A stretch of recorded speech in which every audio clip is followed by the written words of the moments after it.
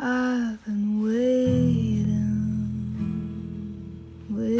it through, alone in my room, so I can get up,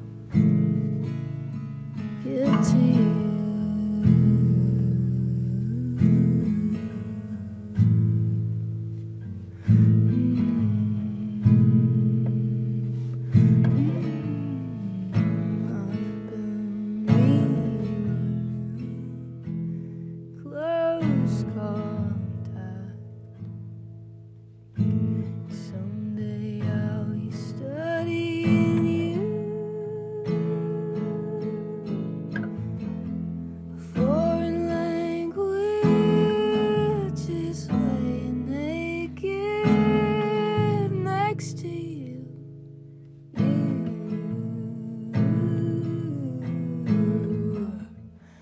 I can't say it yet, so I'll have to paint it to be near you.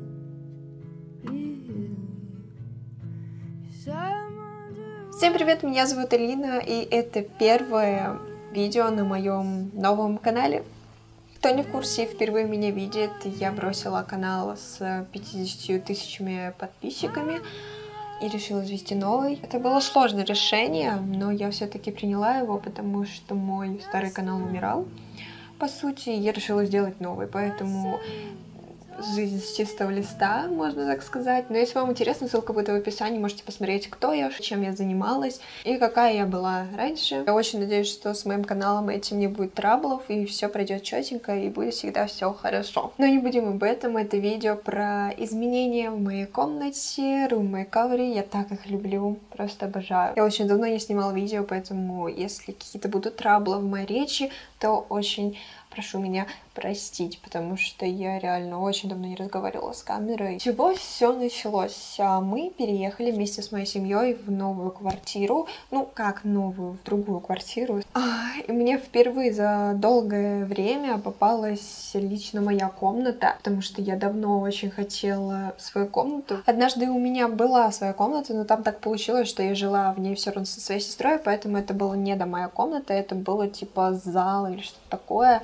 Вот, здесь же это лично моя комната. В моей жизни такое получается второй раз. Но, грубо говоря, это впервые. Я думаю, люди из большой семьи очень понимают меня, потому что уединение хоть в каком-то образе это многого стоит и очень ценно. Так вот, мы сюда переехали. Квартира попалась нам неплохая. Плюсом было то, что здесь нет практически мебели, и в целом можно изменять ремонт, потому что ремонт от застройщика, поэтому я здесь могла творить все, что захочу. Небольшой хаус-тур. Это наша входная дверь. И здесь гардеробная. И практически сразу на входе моя комната. Здравствуйте. Тут очень темно, потому что тут дурацкая люстра. Я здесь буду все менять абсолютно. Я покрашу стены, уберу эти занавески и гардину, люстру поменяю. Вот. Мне прикольно, мне нравится. Я буду красить светлый цвет. Здесь у меня классный пол. Плюс-минус, хотя бы не розовый, не пачкается. А еще тут отклеиваются обои. Но я подклею это все. И, наверное, обои прям буду красить, либо это все сниму и покрашу просто, не знаю, посмотрим. Мне нравятся тут белые, обычные, абсолютно двери. Вот. Тут будет уютно скоро. Единственное, только когда мы сюда заехали, у меня в комнате стояло кресло, но мы его убрали на балкон, поэтому оно мне не мешало. Оно было ярко-ярко розовое или красное, я уже точно не помню, если честно. Если не ошибаюсь, мы переехали в ноябре, то бишь почти полгода прошло. Но если честно, я только на днях закончила некоторые детали, но в целом долгое время я уже живу именно в той комнате, которую я сделала в начале. Первое, это, конечно же, стены, нужно было их перекрасить, потому что они играют большую роль, и в целом в комнате больше ничего и не было, кроме стен. Пол, здесь линолеум, мне он очень нравится, просто по сравнению с тем, какой пол был до этого, мы жили в доме, и там был розовый пол крашеный. Чтобы вы понимали, жильцы покрасили ламинат в розовый цвет, в нежно-розовый цвет. И он очень сильно пачкался от пылесоса, от всяких ширканий, вообще от любого прикосновения, можно так сказать, и я вообще его ненавидела, он просто все портил. Пол на самом деле играет большую роль, очень многие почему-то об этом не думают, но да. Стены у нас в обоях, и они оранжевые, персикового цвета, я не знаю, какой это цвет был. Я решила, естественно, обои эти покрасить. Они, конечно же, не предназначены для того, чтобы их красить, но моя камера не хочет меня записывать, она каждые, несколько секунд вырубается. Если честно, я очень хочу поменять камеру, потому что это Canon 600D, раньше эта малышка была популярна, но сейчас, естественно, это уже прошлый век, потому что она очень мылит картинку, и в целом плохое качество для ютуба, поэтому... Красить обои это намного дешевле, чем их снимать и штукатурить, красить уже готовые стены, потому что их нужно выровнять, если они неровные. Обои это все скрывает, поэтому мой вам совет, если вы видите, что обои плюс-минус нормальные, и они пойдут на покраску, с ними все будет окей. Вообще не переживайте, главное заклейте сразу, где нужно это сделать, потому что здесь много где было отклеено, я здесь подклеила.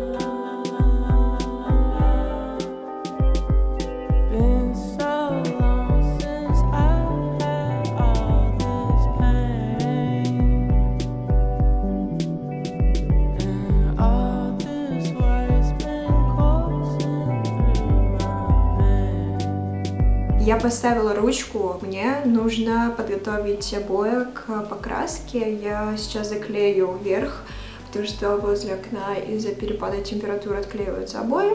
Я взяла ПВА, не знаю, наверное, размешаю немного с водой.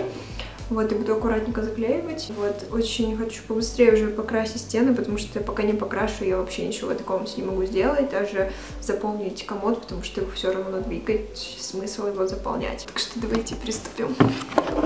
Кстати, заметила, сегодня довольно пасмурно, но когда выходило солнце, оно светило в дома. У нас квартира находится не на солнечной стороне, но когда светит солнце в окна другого дома, то у меня отсвечивает от окон. И у меня здесь есть солнечный свет, немного на двери сегодня был. И, наверное, вечером будет и здесь. Я очень надеюсь, что в солнечную погоду у меня будет солнечный свет и солнечные лучи хоть как-то.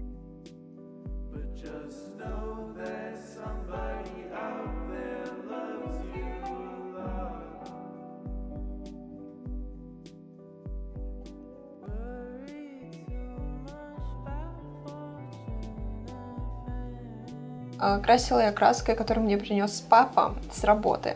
Он у меня строитель, и поэтому у него иногда остается с проектов краска белая в основном. Очень часто красят люди. У меня не было проблем с этим. Но красила я, естественно, разной краской, потому что не всегда остается именно целое ведро какого-то одной фирмы краски. Я покрасила все стены в 2 слоя за 2 дня.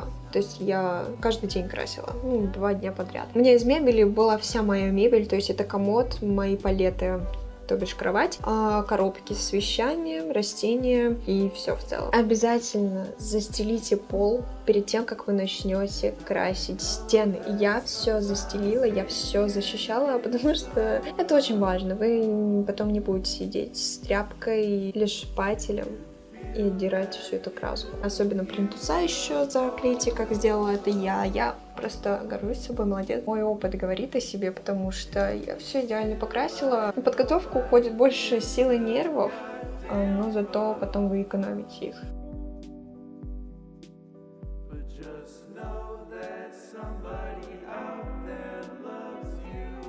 Уже вечер. На данный момент я закончила покраску стен.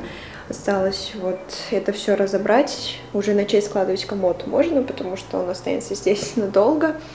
Вот, двигать ничего не буду, вот такой вот бардак. Сейчас буду убираться, повешу шторы, и уже начнется уют, возможно, повешу сегодня гирлянду.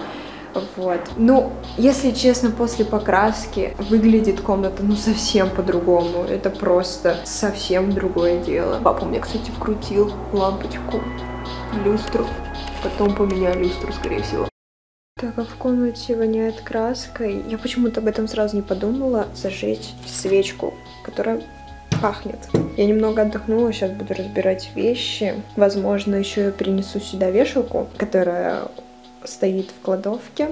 Но я очень довольна, что я закончила красить стены, потому что сейчас я могу разложиться и нормально уже работать и что-то делать, потому что до этого, ну, вы видели, я просто жила на коробках, спала на полу. Это сложно на самом деле. Я сейчас приберусь здесь, решила на ночь глядя разложить немножко вещички. Следующий этап — это расстановка мебели. И здесь мне прям очень чуть не повезло с моими файлами, которые оказались битыми на флешке. Я не знаю, каким образом и как вообще повредилась. Возможно, флешка поцарапалась, я так понимаю. В общем, не важно, но большая часть таймлапсов, которые я записала на экшн-камеру, стерлись. Вообще их нету. Я пыталась их восстановить, но так получилось, что их не было. Я сейчас немного всплакнула, потому что реально там много чего было. И я за один вечер расставила почти всю комнату.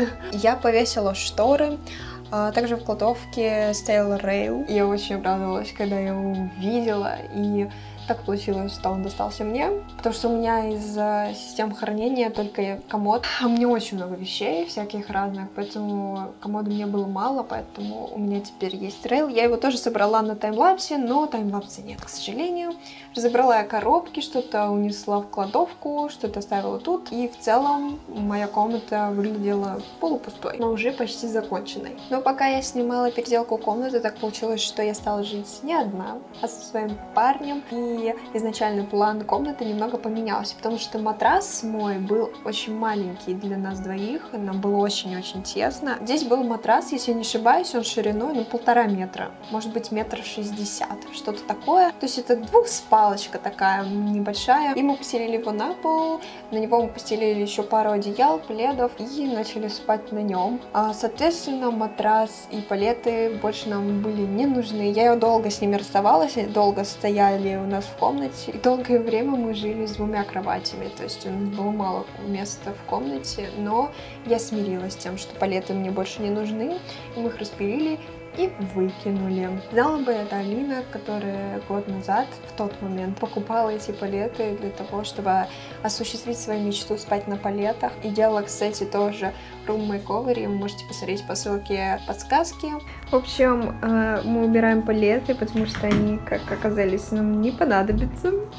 Вот, разламываем их пополам, чтобы кровать нашу собрали. Вот, сюда встанет стол. А здесь, соответственно, мы будем спать уже не на палетах, потому что они слишком узкие для нас.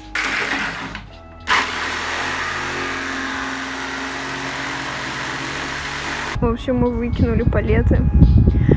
Распилили и выкинули. Дальше стало очень интересно, потому что комната освободилась, то есть места стало в разы больше, и на место кровати, которая была изначально, мы положили матрас, и до сих пор спим на полу. И в целом очень удобно, но очень много пыли и грязи оказывается на постели. Это не очень прикольно, но живем так. Зато не тесно. Дальше же вместе с Ильей мы начали вешать гирлянду, мою любимую, которую я делала тоже в одном из видео room makeover. Конечно же, я ее повесила, потому что это один из источников света, очень уютный, классный и атмосферный. Всем советую. Она, кстати, по-моему, обошлась мне в 1700 рублей, поэтому если вы думаете покупать такую гирлянду, подумайте, сделать ее сами. Я как раз в том видео, которое я до этого говорила, которое будет в подсказке, показывала, как я ее делала. Плюс-минус. Также мы повесили полку с Ильей. Если у вас нет уровня, то в айфоне есть, уровень, который показывает вам, ровно или нет. Мы сейчас так вешали полку.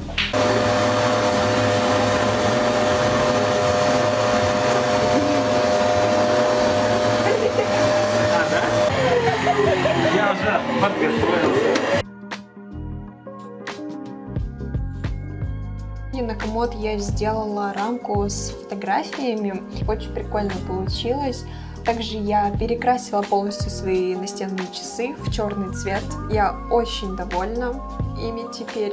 Иногда, правда, я путаюсь во времени, потому что у нас вместо цифр просто палочки. Лучше сделать с цифрами все-таки, потому что так гораздо удобнее быстро посмотреть время и понять, сколько время. Но так я уже привыкла, и мне нравится. На комод я поставила сетку с фотографиями, свечи на Новый год, там разные украшения лежали. Также вот эту рамку с фотографиями, которую я уже хочу заменить, весь декор, потому что уже поднадоело, и настроение немного другое. Также я повесила постеры на стену, которые я тоже уже хочу снять и поменять, я не знаю на что.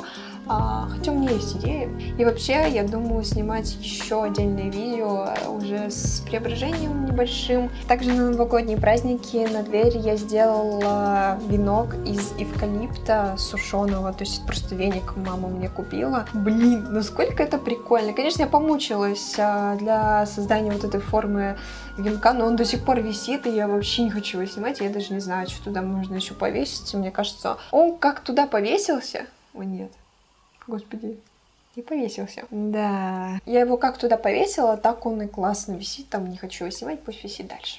Также я купила по мелочи подушку, настольное зеркало такое маленькое в фикс-прайсе, очень прикольно, за 100 рублей. И я до сих пор в него крашусь.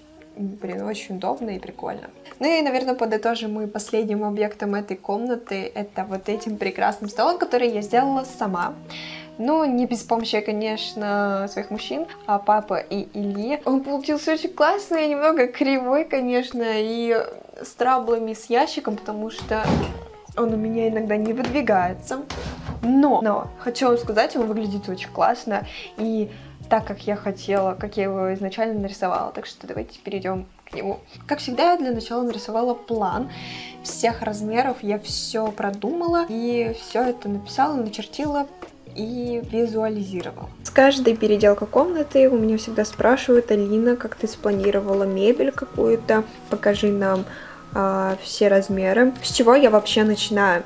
Для начала я визуализирую, так как хочу видеть какую-то мебель, то есть я хочу видеть столик вот так вот. Он у меня будет на двух ножках, а другая часть будет прикреплена к стене, и над ним будет зеркало. Исходя из этой картинки, я уже примерно прикинула с помощью своего стула. Вот на этом стуле я буду сидеть. Видите, я тут выстроила из коробок примерно стол свой. И таким образом поняла, что мне нужно 80 сантиметров для того, чтобы для меня было комфортно. На какую высоту его вешать. Дальше я приступаю к самому столу. Я примерно в голове прикидываю, как он будет выглядеть, как он должен быть смоделирован так, чтобы выглядел как на картинке. Всякие мелкие детали тоже я продумываю. То есть у меня будет столик вот такого плана. Естественно, я не художник, у меня все криво да косо, но зато понятно. Это все черновик, скорее всего, потому что это я покажу папе, и он уже все согласует, так сказать, исправит, возможно, какие-то ошибки. Я в процессе вам скажу, если были какие-то ошибки. Я хочу вот такой вот столик, чтобы он у меня был метр на 40 или 45 сантиметров, с двумя ящичками, которые будут как бы вровень с срезами боковых и верхних и нижних столешниц. Внутри у меня будет разделитель для ящичков, который тоже будет видно. То есть я не хочу ящички, чтобы закрывали вот все эти срезы, не знаю, как они называются. Я просто еще не определилась с шириной стола, поэтому пишу 40-45 сантиметров. То есть, по сути, нам нужно две доски по 40-45 сантиметров на метр. Это будет верхняя крышка и дно. Также нам нужно две боковые части, одна перегородка и две лицевые части ящичка. Ну и, соответственно, две ручки. Пока что я не чертила размеры ножек, потому что они будут под углом, и мне нужен совет папы. И в целом вот так выглядит мой черновичок. Почему-то я подумала, что перегородка посередине отличается высотой от боковых. На деле они должны быть абсолютно одинакового размера. 80 см высотой и 40 см шириной. Поэтому имейте это в виду. Здесь неправильно. Затем следующим этапом я заказала зеркало на Озоне за 500 рублей. Оно очень классное. Прям очень классное. 50 на 50 сантиметров. Мне кажется, это вполне. Оно круглое. Просто если вам нужно, то заказывайте, ссылку я постараюсь оставить в описании. Ну, блин, за 500 рублей такое зеркало, я думаю, это прям вау. Дальше нужно было поехать в магазин и купить все нужные детали для столика. Мы купили все деревяшки, все детали, долго думали над вот этими штуками, как сделать ножки. Но мы просто купили ножки для мебели и вытащили нижнюю часть, такая пластмассовая, и там была просто дырка, мы туда вставили черенки. Реально, черенки — это дело. Пришли выбирать ручки, я очень быстро нашла вот такие пимпочки. Они идеально подходят под мой проект стола, и они стоят по 60 рублей всего лишь. Тут есть вот такие еще красивые, но я все-таки выбрала вот эти. Тут очень много всего интересного. Мы, по-моему, все собрали для стола. Можем все покупать и ехать собирать домой. Я изначально хотела 2 ящика, но так получилось, что при использовании я поняла, что мне нужен только 1 ящик, потому что если будет и этот закрыт, то мне не будет удобно им пользоваться, поэтому этот остался открытым, а этот закрытым. Ну эти пимпочки черные не могу. Пусечки. И, по-моему, они не очень дорого стоили. В общем, очень бюджетный стол вышел. А дома мы уже все напилили, как нам нужно. Я собирала его почти сама, с помощью Ильи. Короче, мы его собрали, посмотреть, как он будет выглядеть. Конечно, он не идеально ровный, но он самодельный, и мы его без папы делаем, поэтому... Тут мы, конечно, немного не рассчитали, и вот это нам придется спилить. Но в целом он очень красивый, будем сейчас его собирать. Правда, время 10, но ничего страшного, мы не громко. Затем нам помогал папа собирать и крепить ножки, потому что это тоже немаловажная часть. Я хотела их немного под углом, и у нас очень классно все получилось. И затем нужно было его прикрепить к стене, потому что у меня столик с 2 ножками спереди, а задняя часть крепится к стене. Это просто волшебно смотрится. И дальше, когда уже стол был готов, мне предстояло закончить его ящиком. С ним было много траблов. Я его пыталась сначала сделать из тонкой фанеры, или как она называется? Нет, она не фанера называется. Короче, стенка для шкафов такая тонкая, и с одной стороны покрыт пленкой. Я не помню, я напишу здесь. Потом все-таки совершилось чудо, и мы поехали к моей бабушке и дедушке, и мы с дедушкой просто вырезали из фанеры все детали. Мы тоже там тупанули, 2 раза повырезали. У дедушки был огромный лист фанеры, и в целом в сарае у него очень много всяких досочек, ДСП, фанеры и так далее. И мы вырезали мне нужные части, которые я потом привезла домой и начала тоже собирать. Этот ящик я сделала полностью сама, вот прям полностью. Я их собрала с помощью электрической отвертки. Было сложно, потому что она не очень мощная, не такая мощная, как шуруповерт, но я все-таки справилась. С 2 мозолями на руке я справилась и собрала этот ящик.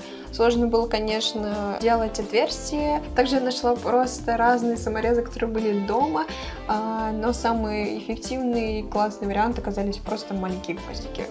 Прям вообще кайф. И когда я закончила с ящиком, мне нужно было все это покрасить. Делала лаком по дереву. Я покрыла лаком в 2 слоя, подождала нужное количество времени, и когда все высохло, я порадовалась, что я наконец-то могу спокойно пользоваться столом, потому что я очень боялась его испачкать, так как с деревом ничего не отмывается, только если его пошкурить. Вот, наконец-то я могу на него проливать чай со спокойной душой. Но появился другой трабл, когда я покрыла лаком стол, ящик, он начал застревать в нем, потому что изначально я хотела, чтобы ящик был вровень с торцом, но так не получится, потому что я его забью, как это получилось сегодня утром. Я его просто туда воткнула и 10 минут пыталась открыть. Я уже думала, что придется разбирать стол, чтобы вытащить этот чертов ящик, но я просто поняла, что его не нужно впихивать туда внутрь до конца, чтобы он все-таки ездил адекватно. Снизу я приклеила обои, и он теперь катается плюс-минус нормально, но надеюсь, он не застрянет там в очередной раз. Ну и как-то так выглядит моя комната сейчас. Я очень довольна тем, что получилось, и как она выглядит. Мы все так красиво сделали.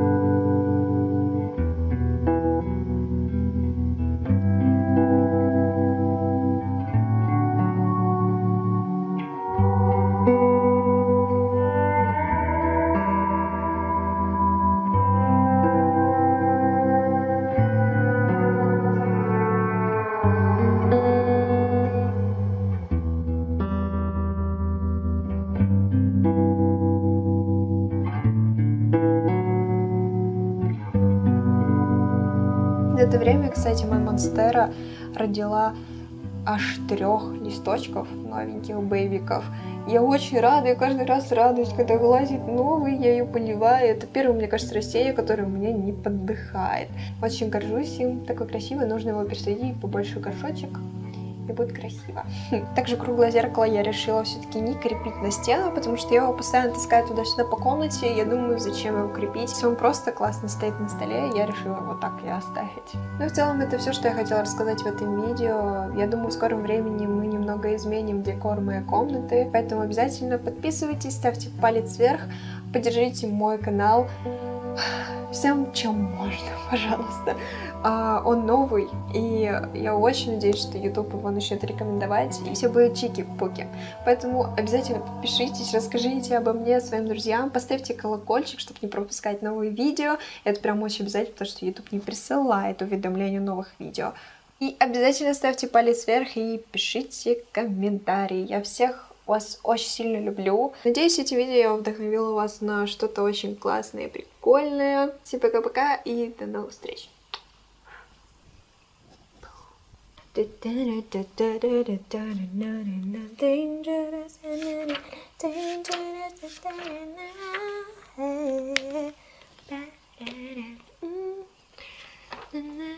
не знаю слова, так я пою.